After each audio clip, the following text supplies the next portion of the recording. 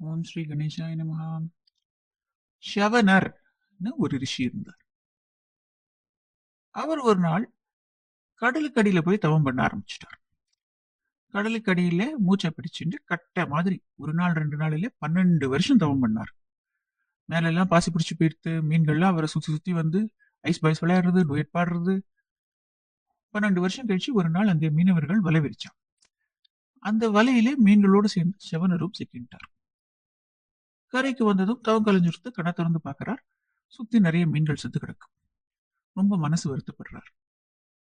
மீனவர்களை பார்த்து சொல்றார், நான் இந்த மீன்களோடயே ரொம்ப வருஷம் இருந்துட்டேன்.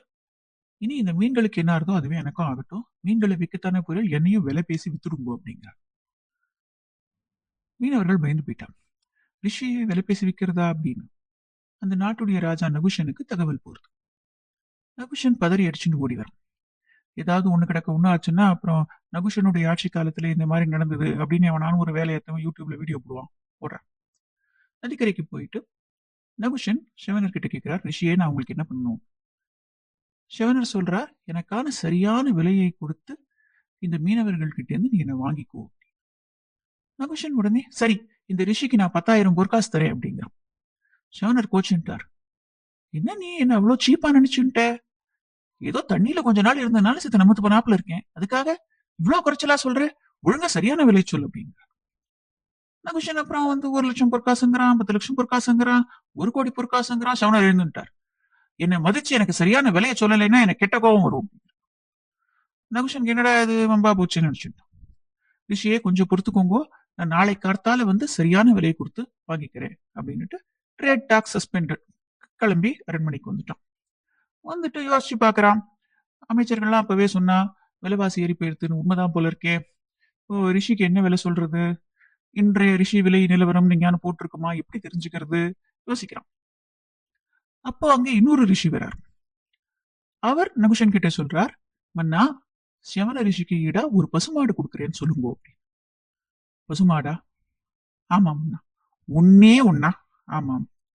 என்ன வச்சு காமெடி கிமெடி பண்ணலையே. இல்ல மன்னா சொல்லுங்க அப்படின்னு. நகுஷன் யோசிச்சு பாக்குறான். ஒரு பொண்ணோடைய மனசு இன்னொரு பொண்ணுக்கு தான் தெரியும் பாலே. அந்த மாதிரி ஒரு ரிஷியோட வேலை இன்னொரு ரிஷிக்கு தான் தெரியுமோ என்னமோ. சரி அப்படின்ட்டு அடுத்த நாள் இந்த ரிஷியும் கூட்டின்னு போயிட்டு நதிக்கரைக்கு போயிட்டு சிவனரை பார்த்து, சிவனரே உங்களுடைய விலை ஒரு பசுமாடு அப்படிங்க. ஹா அப்படிங்கிறார் சிவனர். அப்படின்னு இந்த ரிஷி தான் சொல்ல சொன்னார். நமக்கே உங்க சிவனர் சொல்றார், ஆஹா சந்தோஷம், இப்பதான் நீ சரியா பேசியிருக்கேன். பசுமாடு நானும் சமம் சொன்னீங்க, இதை விட என்ன பெருமை இருக்கு எனக்கு. ரொம்ப சந்தோஷம், டீல் ஓகே. ஒரு பசுவை கொடுத்து சிவனரை வாங்கி. சிவனர் இப்போ அந்த மீனவர்களை பார்த்து சொல்றார், நீங்க அத்தனை பேரும் இந்த மீன்களோடு சேர்த்து நேரா சொர்க்கத்துக்கு போகலாம் அப்படின்னு.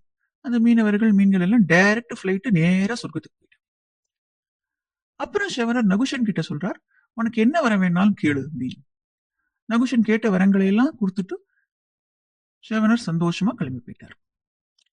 இந்த கதை மகாபாரதத்திலே பீஷ்மர் யுதிஷ்டிரனுக்கு சொன்னது. யுதிஷ்டிரன் பசுவினுடைய மகிமையை பத்தி கேட்கிறான். அதுக்காக பீஷ்மர் சொன்ன கதை இது. எப்படி ஒரு ரிஷியின் தவ வலிமைக்கு விலையே சொல்ல முடியாதோ அதே மாதிரி ஒரு பசுவுக்கும் விலையே சொல்ல முடியாது. அதனாலேதான் அதுக்கு ஈடா இது. ரெண்டுமே விலை மதிப்பற்றவை அப்படிங்கிறது தான் கதை. கதையை கேட்ட எல்லோருக்கும் நன்றி. நம பார்வதி பதியே ஹர ஹர மகாதேவா. ஓம் ஸ்ரீ